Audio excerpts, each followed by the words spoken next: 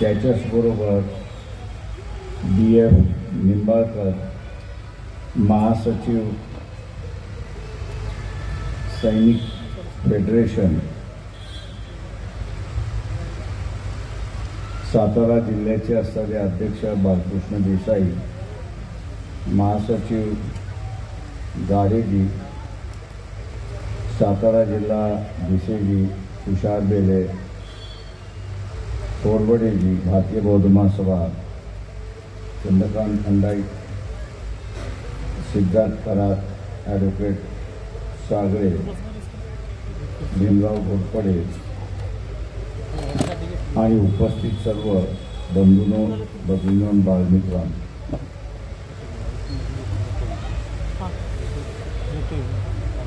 अनेक जणांना साताऱ्याच्या उमेदवारीच्या संदर्भातला असणारा कुतूहल आहे. सैनिक हा एक डिसिप्लिन सोल्जर असतो.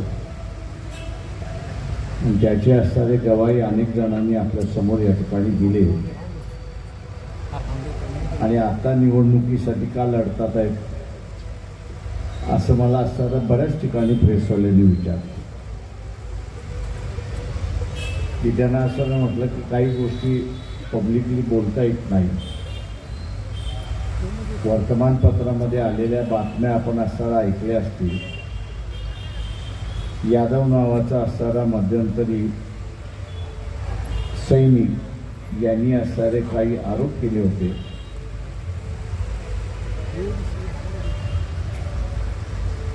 आणि त्या आरोपामध्ये तथ्य होतं असं नाही, परंतु लोकसभेचा मीही सदस्य राहिलोय, 15 वर्ष राहिलोय. सरकार जे सांगतं तेच आम्हाला असणारं कळतं. आतमध्ये काय चाललंय त्याची असणारी माहिती नाही. आणि म्हणून एखाद्या सैनिक हा त्या पार्लमेंटमध्ये असला पाहिजे या दृष्टीने असणारा प्रयत्न आहे. पुलवामाचा असणारा घटना घडली. मी उत्तर प्रदेशमध्ये 1990 साली फिरत होतो. तेव्हा उत्तर प्रदेशमध्ये सारंगपूर आणि पिलीभीत या एरियामध्ये आम्ही असणारं कधी गेलो तर संध्याकाळी 7 नंतर आम्हाला असणारं एकट्याला जाऊ देत नसत. गाडी एकटी जात नसत. तिथे सुद्धा कॉन्वॉय केला जात होता आणि कॉन्वॉय मार्फत आम्ही जातो. सिव्हिलियन कॉन्वॉय होता तो. आणि तो सिव्हिलियन कॉन्वॉय सुद्धा 10 गाड्यांच्या वरती नव्हता. मी खासदार होतो म्हणून खासदार की गाजवायला गेलो त्या पोलिसाकडे. अरे म्हटलं 11वी गाडी सोडून मला जाऊ दे.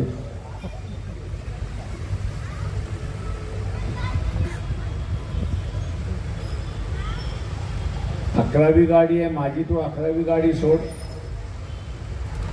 तो म्हटलं साहेब तुम्ही खासदार असाल कोणी असाल, माझ्या नियमाप्रमाणे 10 गाड्या सोडायच्या असतात.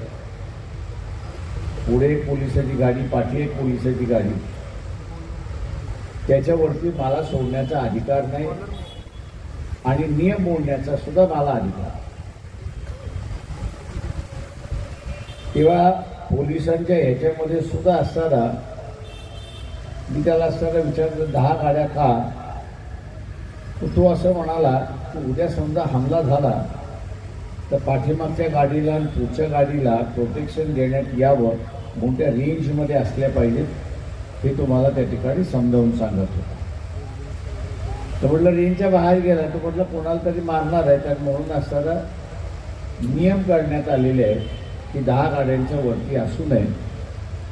आजही आपण बघत असाल की पुलवामाच्या संदर्भातली असलेली चर्चा आजही चाललेली आहे की तिथे 80 गाड्यांचा असणारा कॉन्वॉय हा कधी जातो का?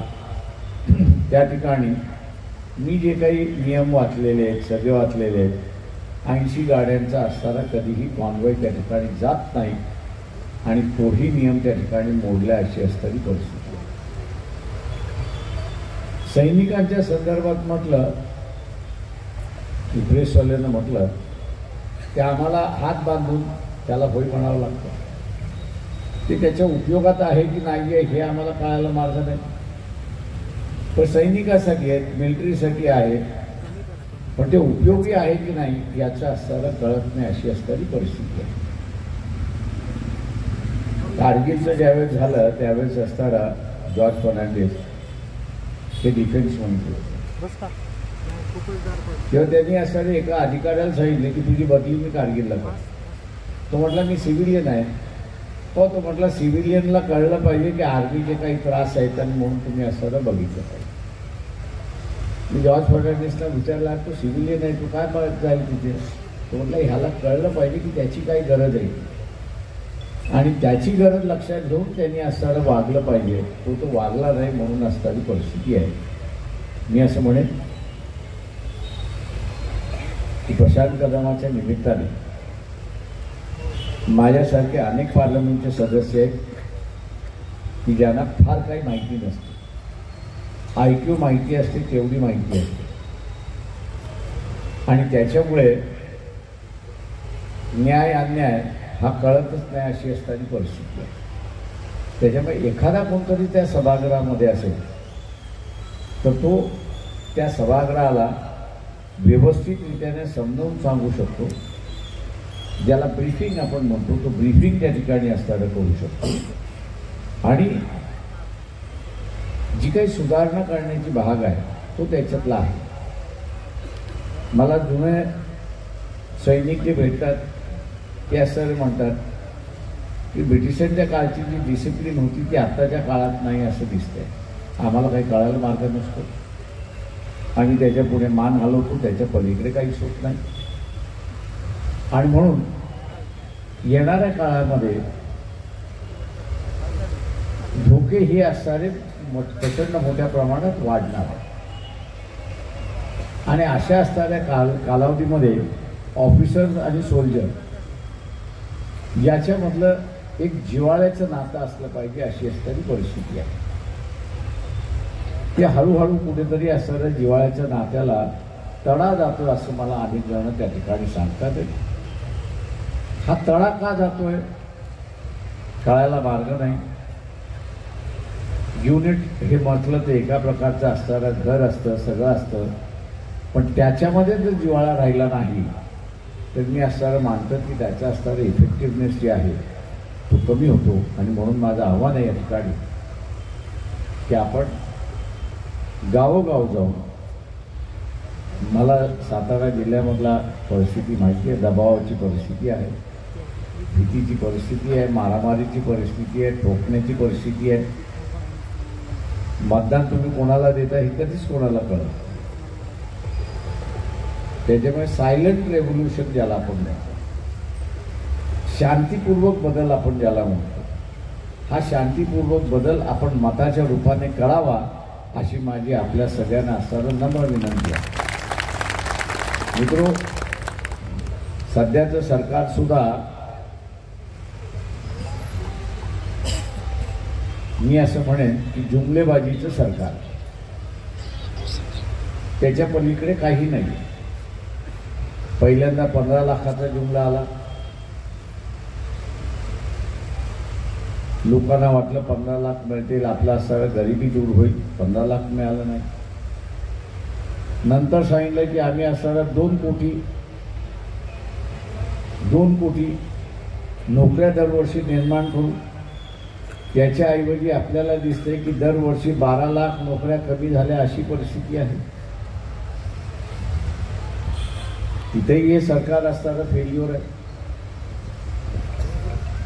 तिसरं आपण बघत असाल की सोल्जर असल्यामुळे अधिक आपल्याला माहिती आहे की राष्ट्र देशाशी असताना आपला संबंध चांगला असला पाहिजे किंवा काही देशाची आपला असताना संबंध चांगला असला पाहिजे.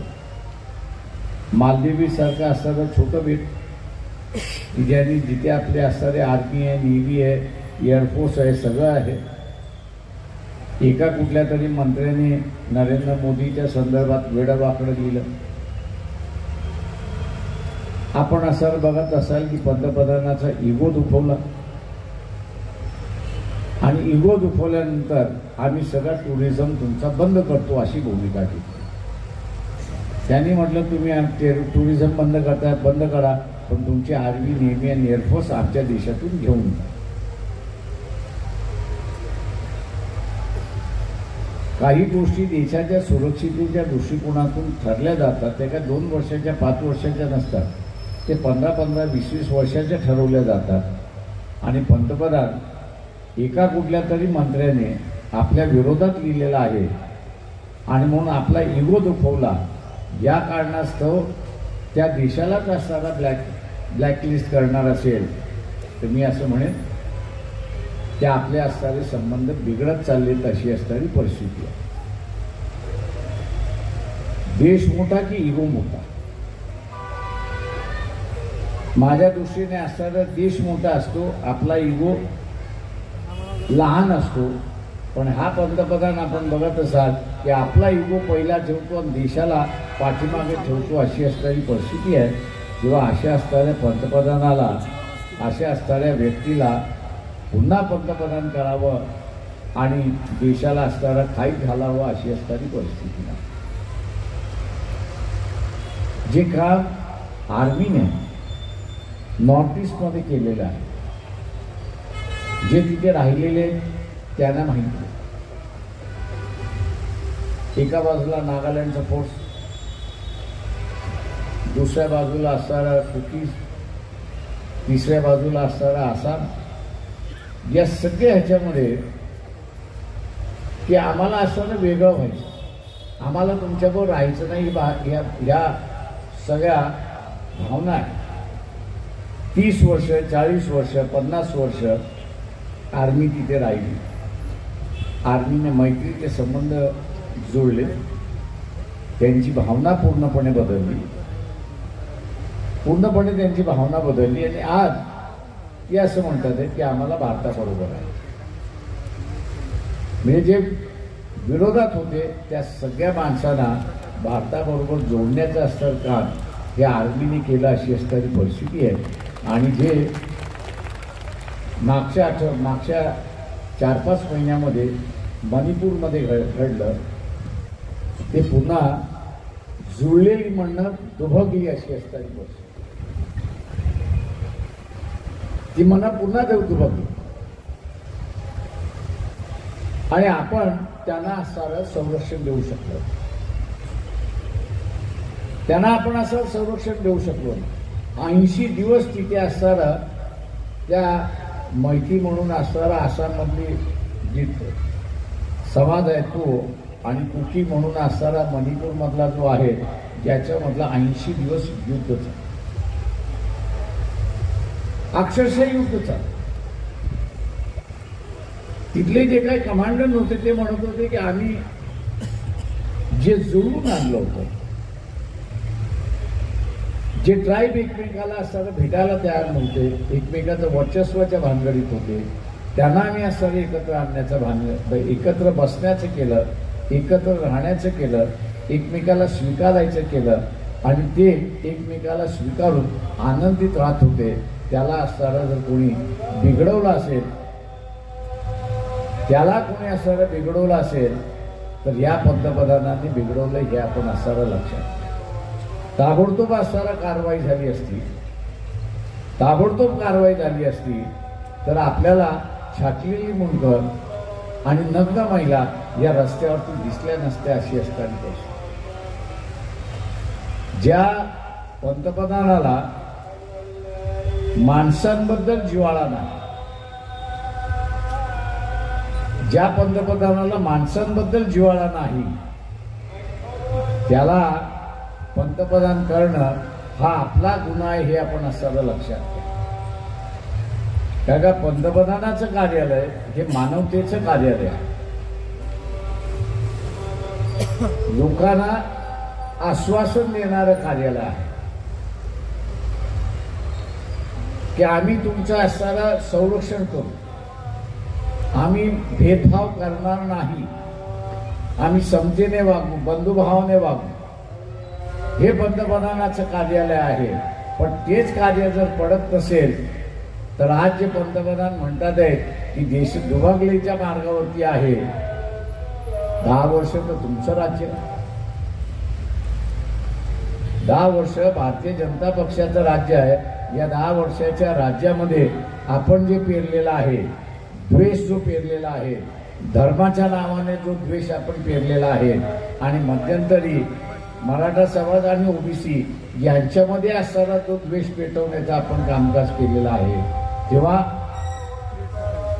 या देशामधल्या विभक्तपणा, समाजातला विभक्तपणा पसरवण्याचं काम कोणी केलं असेल तर हे भारतीय जनता पक्षाने केलेलं आहे, हे आपण असणारं या ठिकाणी लक्षात घेतलं.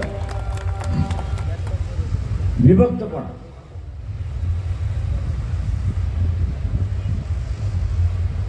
कदाचित वंचित बहुजन आघाडी ओबीसीच्या आणि मराठा आरक्षणाच्या मध्यस्थी पडली नसती, सामंजस्य भूमिका घेतली नसती, तर दोघं बाजू युद्धामध्येच परिस्थिती होती. हा मोर्चा काढतोय, तो मोर्चा काढतोय, तो विरोध करतोय, हा विरोध करतोय, आणि इथली राजकीय नेतृत्व कुठल्या बिळात घुसले होते कोणाला माहिती. ते बाहेरच पडायला तयार नव्हते. तुम्ही या देशाचे राजकीय पक्ष म्हणताय, या देशाचे धुरंधर म्हणताय, तर तुम्हाला असताना समाजाला समजवता आलं पाहिजे, सांगता आलं पाहिजे की बा याच्यातला मार्ग काय. आणि म्हणून वंचित बहुजन आघाडीने ती भूमिका घेतली की इथे असणारा गरीब मराठा आहे, त्याची परिस्थिती हालाकीची झालेली आहे, आणि त्याला आता असणारा सरकारची मदतीची गरज आहे. अशा असणाऱ्या सरकारच्या मदतीच्या वेळेस सरकार त्याच्या बाजूने उभं राहणार नसेल तर हा अजून खालवलेला जाईल आणि मग कुठल्या मार्गाला जाईल हे आपल्याला सांगता येईल. आणि म्हणून आम्ही भूमिका घेतली की ओबीसीचं आरक्षणाचं ताट वेगळं असलं पाहिजे, आणि हा जो गरीब मराठा आहे, या गरीब मराठ्याचं आरक्षणाचं ताट हे वेगळं असलं पाहिजे. हे आता कुठेतरी निर्माण होताना आपल्याला दिसतंय, पण स्थिर स्थावर आहे असं मी त्या ठिकाणी मानत नाही. आणि म्हणून मित्रो, की ज्यांना समाजामधल्या भांडणांमध्ये मार्ग काढता येत नाही, उद्या ते राज्य काय करतात बघायची भूमिका, पेटवण्याची भूमिका, लढवण्याची भूमिका, एकमेकांना भिडवण्याची भूमिका, आणि त्यातून निर्माण होणार काय तर दंगली निर्माण होणार. आणि दंगली निर्माण झाल्या तर आपण असं बघतो की सगळ्याच ठिकाणी उद्ध्वस्तपणा येतो, अशी असणारी परिस्थिती आहे. ज्या भारतीय जनता पक्षाचं असणारं पूर्ण राजकारण हे द्वेषावरती आहे. आपण बघत असाल की 10 वर्षाच्या कालावधीमध्ये त्यांनी एकही मुस्लिम समाजाचा असणारा उमेदवार म्हणून दिलेला नाही. आम्ही असं विचारतो की 15% या देशामधला मुसलमान, फाळणीच्या वेळी ज्याला जायचं होतं तो गेला, ज्याला राहायचं होतं तो इथे राहिलेला. तुम्ही हे द्वेषाचं राजकारण किती दिवस करणार. आणि हळूहळू असं दिसतंय की काँग्रेस सुद्धा त्याच पावलावरती पाऊल त्या ठिकाणी ठेवायला लागलेली आहे. आणि मुस्लिम समुदाय असेल किंवा जैन समुदाय असेल, ज्याला उमेदवारी द्यायची नाही, ही भारतीय जनता पक्षाची जी भूमिका आहे तीच भूमिका आता काँग्रेस घेते, अशी असणारी परिस्थिती. आम्ही वंचितांचं राजकारण करतो, उपेक्षितांचं राजकारण, समाजामध्ये बाहेर टाकलेल्या माणसांचं राजकारण करतोय. आणि म्हणून आम्ही असताना ज्यावेळेस पंतप्रधान बोलायला लागले की इथं काँग्रेसवाल्यांनी मुस्लिम लीग आणि फाळणी, त्यांचा इशारा मुसलमानांकडे. आणि म्हणून मुंबईसारख्या शहरामध्ये मोदीला उत्तर द्यायचं असेल तर आपण असणारा 3 मुस्लिम उमेदवार त्या मुंबईच्या 6 पैकी जागेवरती दिलं. त्याचं एकमेव कारण की इथला असणारा समाजातला सामंजस्य हा एक भाग, आणि दुसऱ्या बाजूला आपण समाजाचा हिस्सा आहोत, अजून बाहेर फेकल्या गेलेलो नाही. हा दाखवण्याचा भाग आहे त्याच्यातला. उद्या निवडून कोण येईल हा वेगळा भाग. पण राजकीय पक्षाच्या हातामध्ये काय आहे, तर राजकीय पक्षाच्या हातामध्ये आहे की आम्ही सर्वांना घेऊन चाललेलो आहोत आणि सर्वांना घेऊन चालत असताना आपण उमेदवारीच्या माध्यमातून त्या ठिकाणी दाखवू शकतो. आपण उमेदवारीच्या माध्यमातून त्या ठिकाणी दाखवू शकतो की आम्ही सर्वांनाच घेऊन चाललेलो आहोत, कोणाला एकाला घेऊन चाललेलो नाही. शेवटी मताच्या स्वरूपामध्ये निवडून येतो तेव्हा त्या उमेदवाराच्या संदर्भात लोकांचं काय मत आहे हे आपण तिथे मांडू शकत नाही. लोक ज्याला निवडून देतात तो आपला प्रतिनिधी होतो, अशी असणारी परिस्थिती आहे. आणि म्हणून मी आपल्याला एक आवाहन करतो या ठिकाणी, या सरकारच्या विरोधात अनेक गोष्टी आपल्याला बोलता येईल. सगळ्यात महत्वाचं म्हणजे आर्थिक दृष्टिकोनातून हे सरकार, किंवा मी असं म्हणेन की देश हा अत्यंत मजबूत होता. त्याला खोकला काढण्याचं कामकाज या राजवटीने केलेलं आहे हे आपण लक्षात. माणूस खोकला कधी होतो, त्याच्या डोक्यावरती कर्ज वाढलं की तो खोकला होतो.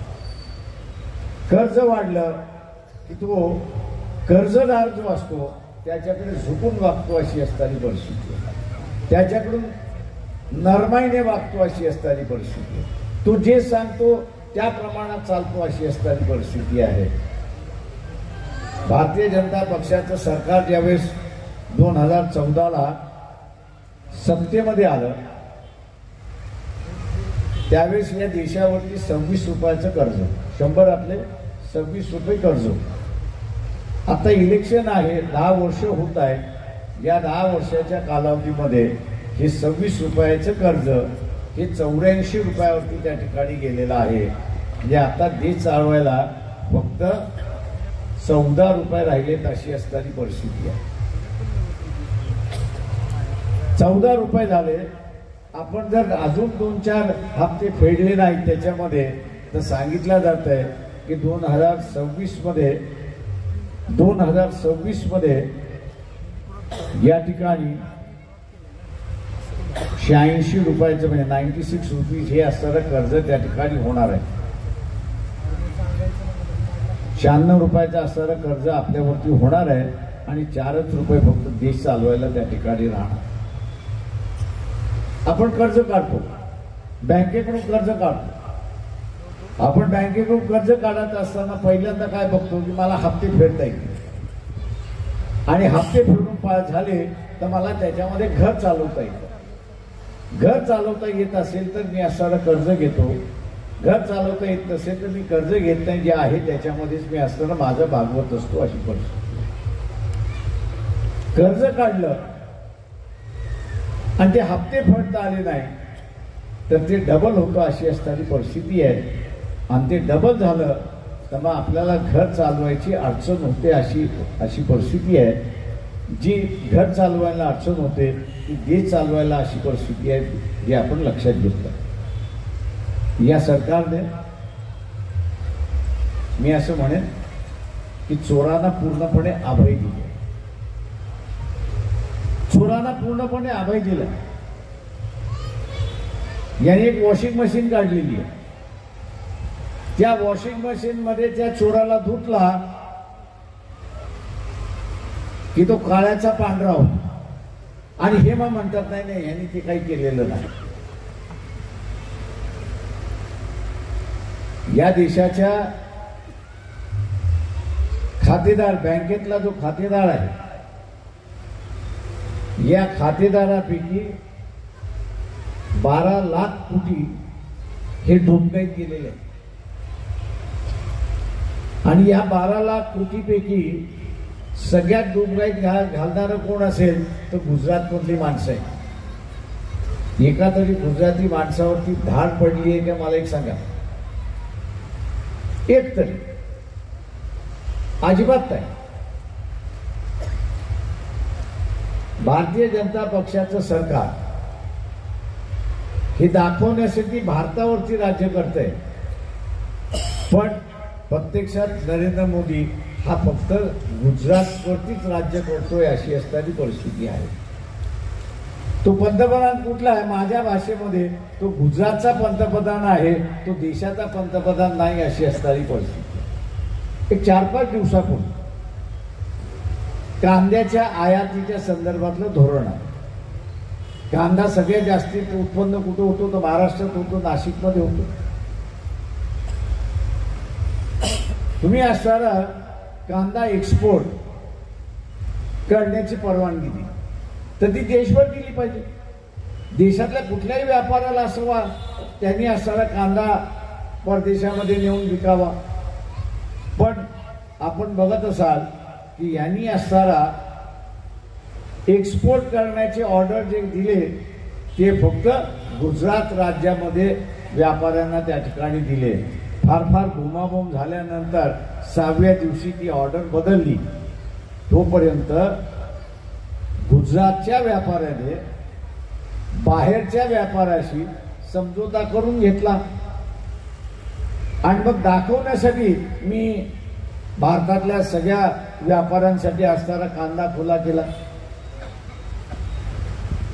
मोदीजी, आम्ही असणारे एवढे मूर्ख नाही की तुमचा गेम आम्हाला असणारा समजू शकला नाही. तुम्ही गुजरातसाठी खुलं केलं.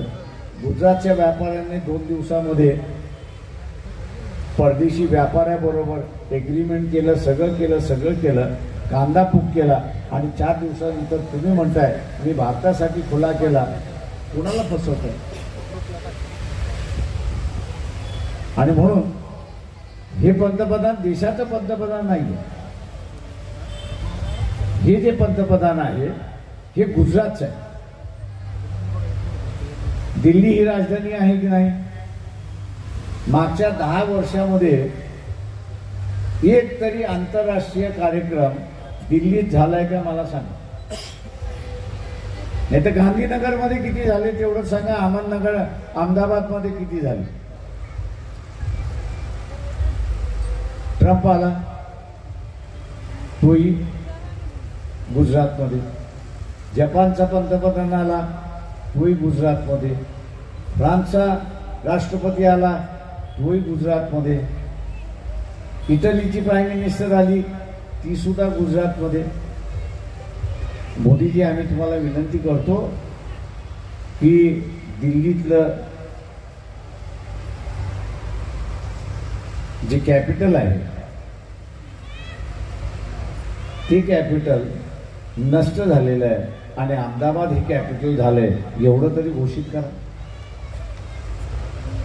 म्हणजे जे काय आहे ते गुजरात. आता ही वागणूक जी आहे हे इतर राज्यातली लोक कशी सहन करतात? महाराष्ट्र एक सक्षम राज्य, त्याला कोणाची गरज नाही. ते स्वतःच्या पायावरती उभं राहतं. इथला माणूस कष्टाळू आहे, तो स्वतःच असताना सगळं निर्माण करत असतो. पण उरलेले राज्य तशी नाही, तर त्यांना मदत लागते.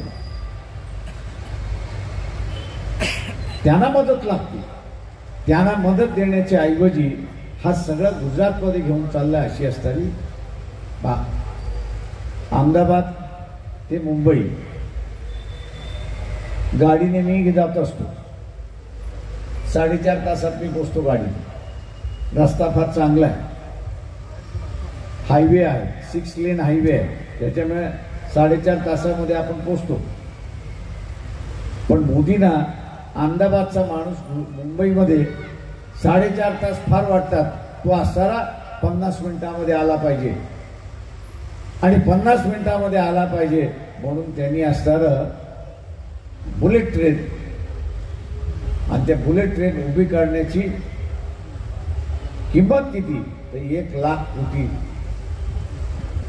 त्या फक्त 400 किलोमीटरसाठी. अनेक जणांनी सांगितलं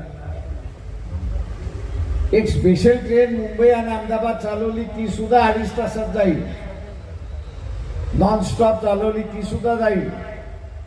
हा जो 1 लाख कोटीचा असणारा कर्ज आपण करताय ते उरलेल्या रेल्वे स्टेशन आणि उरलेल्या ठिकाणी रेल्वे पाहिजे त्या ठिकाणी आपण असणारा बांधा. पण मोदी हा मोदी एकेखोर गुजरातचा असणारा पंतप्रधान गुजरातमधल्या लोकांना मी अमुक केलंय तमुक केलंय सांगितलं पाहिजे आणि म्हणून 1,00,000 कोटीचं कर्ज काढलं आणि आपल्या डोक्यावरती बसवलंय आणि म्हणून 26 रुपयाचं कर्ज हे असणारा 96 रुपयावरती 2026ला चाललंय अशी असणारी परिस्थिती. कशासाठी तर एका माणसाच्या इगोसाठी अशी असणारी परिस्थिती. एका माणसाच्या इगोसाठी अशी असणारी परिस्थिती. नीरव मोदी कोण? तो महाराष्ट्रातला की गुजरातला? 18,000 कोटीचा कोकीन सापडलं. मुंबईच्या बंदरात सापडलं की पोर्टबंदरच्या बंदरात सापडलं? आता 18,000 कोटीचा असणारा कोकीन हे जर या देशामध्ये येत असेल तर नवीन पिढीचं काय? आणणारा कोण? अजून सापडलेला नाही. आणणारा कोण? अजून सापडलेला नाही. आणि हे सरकार माझ्या दृष्टीने असणारं वसुलीचं सरकार. पंतप्रधानाचं कार्यालय हे मानवतेचं कार्यालय जे असलं पाहिजे ते मानवतेचं कार्यालय राहिलं नाही, ते वसुलीचं कार्यालय झाले अशी असणारी परिस्थिती. मी काय म्हणतोय तर राज्यसभेमध्ये चार महिन्यापूर्वी एका प्रश्नाला उत्तर देण्यात आलं. तो प्रश्न असा होता की 2014 ते हा प्रश्न विचारेपर्यंत या देशामध्ये किती नागरिकांनी एक देश सोडला आणि त्याच्याच बरोबर नागरिकत्व सोडलं याची आकडेवारी द्या. प्रश्न काय होता तो लक्षात घ्या. प्रश्न हा होता की 2014 पासून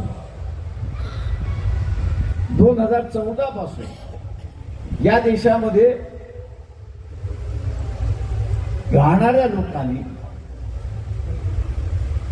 नागरिकत्व सोडलंय का, आणि सोडलं असेल तर त्यांची संख्या किती आहे ते सांग. आणि सरकार उत्तर देत आहे की 17 लाख कुटुंब अशी आहेत, 17 लाख कुटुंब अशी आहेत की त्यांनी 2014 ते प्रश्न विचारेपर्यंत या देशाचं नागरिकत्व सोडलं आणि या देशालाही सोडलं अशी परिस्थिती.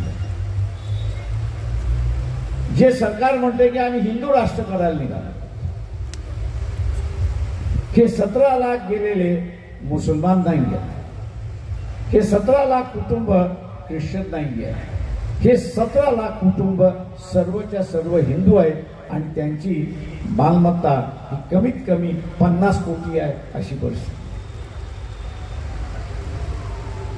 भारतीय जनता पक्षाला माझं आव्हान आहे की मी दिलेली आकडेवारी खोटी आहे सांगा, त्याच दिवशी तुम्हाला चॅलेंज देतो. या ठिकाणी तुम्ही या आणि तुम्हाला राज्यसभेचा प्रश्न क्रमांक नंबर कुठल्या दिवशी दिला, कुठल्या मंत्र्यांनी दिला तेही मी आपल्याला असताना त्या ठिकाणी सांगतो. माझी आकडेवारी नाहीये, ही सरकारी आकडेवारी, राज्यसभेच्या रेकॉर्डवरती ठेवलेली ही आकडेवारी आहे. हे 17 लाख कुटुंब गेले का? त्याचं उत्तर तुम्ही अमित शहाची मुलाखत बघितली इलेक्ट्रोल बॉन्डच्या संदर्भात, तर तो असं म्हणतो की 20 लाख जमले. प्रत्यक्षात 20 लाख नाही 12 लाख जमले. त्या 12 लाखापैकी 6 लाख बीजेपीच्या तिजोरीत गेले अशी असणारी परिस्थिती. हे जे कुटुंब सोडून गेले त्यांना सातत्याने तगादा होता, एक तर बॉन्ड विकत घ्या आणि आम्हाला असणारा मदत करा. हे म्हणत होते आम्ही असणारा कायदेशीर जगतोय, सरकारचे जेवढे टॅक्सेस आहेत अमुक आहेत ते आम्ही सगळे भरतोय, आमच्याकडे जास्ती पैसा नाही, आम्ही बॉन्ड देऊ शकत नाही. तुम्ही बॉन्ड देऊ शकत नाही तर आम्ही तुमच्यावरती ईडीचा वापर करतो, इन्कम टॅक्सचा वापर करतो, सीबीआयचा वापर करतो. ही सगळी कुटुंब एक निष्ठावान होती, समाजामध्ये त्यांची असणारी इब्रत होती, समाज त्यांना असणारा मानत होता. आणि त्यांना असं वाटलं की ह्यांना जर आपण पैसे दिले नाही, यांच्या वसुलीला जर आपण असणारा नाही तर देणार कुठून, हे आपल्यावरती धाडी घालतील आणि आपल्या इज्जतीचं खोबरं करतील. तेव्हा आपल्या बापदादाने कमवलेल्या इज्जतीचं खोबरं होऊ नये म्हणून ते असताना देश सोडून गेले, अशी असणारी परिस्थिती. तुम्ही अशा सरकारला पुन्हा सत्तेवरती बसवणार? त्या 17 लाख कुटुंबाच्या पाळी आली, उद्या आपली पाळी असेल, उद्या आपली पाळी असेल. चुलीवरती जो भात आपण शिजायला ठेवलेला आहे त्याच्यामध्ये हात आपण घालत नाही, त्याच्यातलं एखादं 2 कण आपण घेतो, ते दाबून बघतोय की झालाय की न झालाय, दमलाय की न दमलाय आपण बघतो. तशाच रीतीने इथे असणारं या सरकारचे पावलं आपल्याला दिसायला लागलेली आहे. हे वसुलीचं सरकार आहे. याच्याच बरोबर असणारं निर्मला सीतारामन ज्या अर्थमंत्री आहेत, त्यांच्या यजमानांचा असणारा मी दाद देतो की त्यांनी एक 11 दिवसापूर्वी एक मुलाखत दिली. त्यांचं नाव आहे परकला प्रभाकरन, हे त्यांचं नाव आहे. यूट्यूबवरती आपण शोधलं तर त्यांची मुलाखत येईल. आणि त्यांनी इथल्या मतदारांना आगाह करण्याचा प्रयत्न केला की पुन्हा मोदींना आणि भारतीय जनता पक्षाला सत्ता देऊ नका, हे त्यांचं म्हणणं आहे. कारण का तुम्ही सत्ता दिली तर लोकशाही संपली म्हणून एक लक्षात घ्या. पुढे जाऊन म्हणतो की संविधान संपलं म्हणून हे लक्षात घ्या. हुकुमशाह जन्माला आला हे आपण असं लक्षात. आणि त्याच्या पलीकडे जाऊन जो असं सांगतो की मुख्यमंत्र्यांच्या कालावधीमध्ये जे गोधरा झालं आणि पंतप्रधानाच्या कालावधीमध्ये जे मणिपूर झालं, हे भारताच्या गल्ली गल्लीमध्ये झाल्याशिवाय राहणार नाही, हा त्यांनी इशारा त्या ठिकाणी. हा इशारा कोण देतोय? तर अर्थमंत्र्यांचे पती हे देतात. एका प्रकारचं सरकार मधलाच माणूस आपल्याला असा आगाह करतो.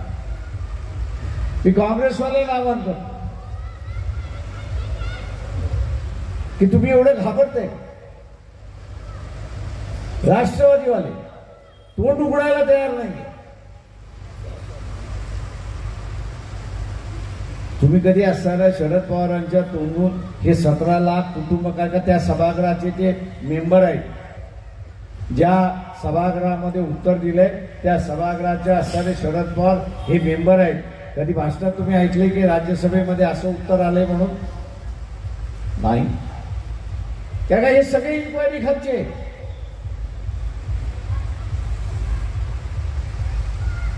हे इन्क्वायरी खालचे. हे मिलीजुली सांगितलं चाललेलं आहे. मी तुझी पाठ खाजवत नाही, तू माझी पाठ खाजू नको, तू बी चूप मैं बी चूप, प्रोफेसर गप चूप, अशी असणारी परिस्थिती आहे. आणि फरक कोणाला पडणार आहे? हा आपल्याला पडणार आहे, हे लक्षात. आणि म्हणून ते दागी आहे. राष्ट्रवादीच्या उमेदवारासंदर्भात बोलत नाही, त्याचं तर असणारं प्रकरण आपल्या सगळ्यांना त्या ठिकाणी कळलेलं आहे. उद्याचे या दागी माणसाला तुम्ही सत्तेवरती पाठवल्यानंतर तो तुमची बाजू मांडणार आहे की सत्ताधाऱ्यांचे पाय चालत बसणार आहे, याचा तुम्ही असणारं त्या ठिकाणी ठरवलं. आणि म्हणून उद्याचा प्रतिनिधी हा आपला कुणाचा बगल बच्चा होणार नाही, याची दक्षता आपण त्या ठिकाणी घेतली पाहिजे. उद्याचा आपला प्रतिनिधी कोणाचा बगल बच्चा होणार नाही, तो त्याचाच मालक राहील, हे आपण असणारं त्या ठिकाणी लक्षात गेलं पाहिजे. आणि म्हणून माझं आव्हान आपल्या सगळ्यांना आहे, आणि म्हणून माझं आव्हान आपल्या सगळ्यांना या ठिकाणी आहे की आपला प्रतिनिधी हा सच्चा प्रतिनिधी असतो. मी कुठल्याही कारखानदाराकडे पैसे मागायला जात नाही. मी कुठल्याही कारखानदाराकडे पैसे मागायला जात नाही, कुठल्याही माणसाकडे पैसे मागायला जात नाही. पण मतदाराकडे पैसे मागायला मी निश्चितपणे जात असतो. मी मतदाराकडे नेहमीच जात असतो. 40 वर्ष झाली माझी पहिली निवडणूक सुद्धा वर्गणीतून केली, मग कालची सुद्धा निवडणूक ही मी वर्गणीतूनच केली. ही इथं प्रथा पडली पाहिजे. मी निवडून गेलेलो, माझी बांधिलकी कोणाशी असली, माझी बांधिलकी कोणाशी असली पाहिजे, मतदाराशी असली पाहिजे की ज्यांनी माझ्या इलेक्शनला पैसे लावले त्याच्याशी असली पाहिजे, कोणाशी असली पाहिजे, मतदाराची असली पाहिजे. तर मग मतदाराने त्याला जो उमेदवार पाहिजे त्याच्या निवडणुकीसाठी फंड सुद्धा जमा केला पाहिजे हे लक्षात. काही जण देतात, काही जण शिव्या देतात. म्हटलं जे शिव्या दिले तेही लखलात, ज्यांनी दिला तोही लखलात. मी उद्या त्या कारखानदाराचे पैसे घेऊन आपल्या इथं आलो तर तो कारखानदार मला तुमच्याशी इमानदार राहू देणार नाही. तर तो म्हणणार आहे प्रकाशराव तुमच्या इलेक्शनचा खर्च मी केलेला आहे, त्याच्यामुळे तुमची इमानदारी ही माझ्याकडे पाहिजे. मतदार असताना हवेवरती गेला,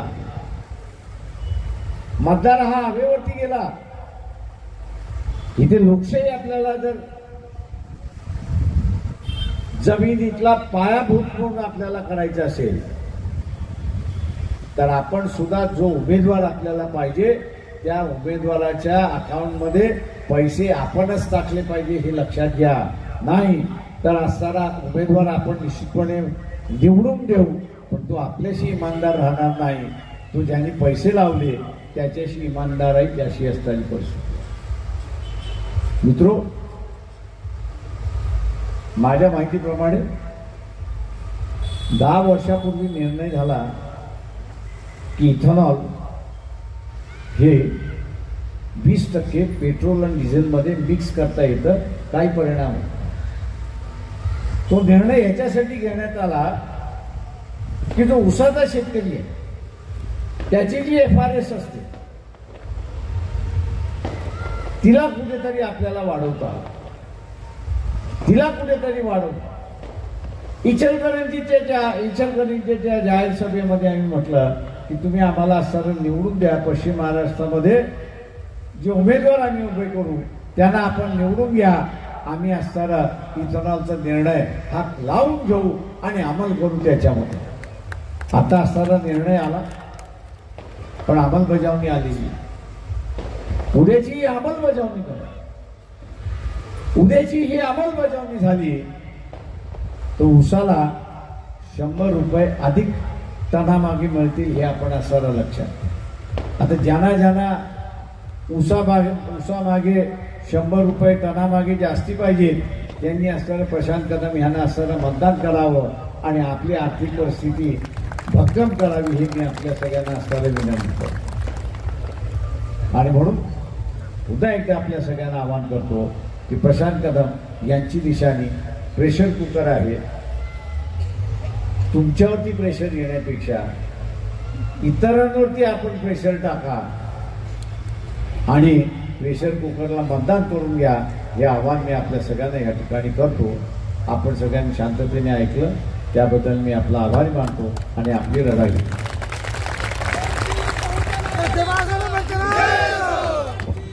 वंचित बहुजन आघाडीचा, श्रद्धेय बाळासाहेब आंबेडकरांचा, प्रशांत कदम तू आगे बढ़ो.